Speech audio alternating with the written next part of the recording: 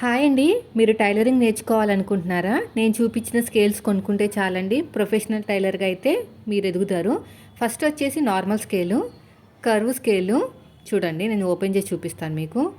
తర్వాత French curve scale, తర్వాత L scale, Caesar కత్తిరి కూడా ఉండాలి. ఈ స్కేల్స్ ఉంటే చాలు, చాలా బాగా వచ్చేస్తుంది మీకు. దీన్ని ఎలా వాడాలో చెప్తాను. ఇప్పుడు ఫోల్డింగ్ అనేది మన వైపుకు ఉంది కదా, క్లాత్ అనేది కరెక్ట్గా ఉందో లేదో మనకి తెలియదు అనమాట. కరెక్ట్గా రాదు కూడా కొత్తగా నేర్చుకునే వాళ్ళకి. ఎల్ స్కేల్ అయితే బాగా ఉపయోగపడుతుంది. నార్మల్ లైన్స్ వేయడానికి నార్మల్ స్కేలు. ఇప్పుడు నెక్ దగ్గర బాగా పర్ఫెక్ట్గా రౌండ్గా రావడానికి మన ఫ్రెంచ్ కర్వ్ స్కేల్ని వాడుకోవాలి. ఇలాగా దీంతో మోడల్ నెక్స్ట్ కూడా డిజైన్ చేయొచ్చు, నెక్స్ట్ వీడియోలో చెప్తాను. ఇప్పుడు నెక్స్ట్ వచ్చేసి ఈ స్కేల్ని ఎలా వాడాలో చెప్తాను. ఫస్ట్ హ్యాండ్ కర్వ్ తీయాలంటే చాలా ఇంపార్టెంట్ అండి.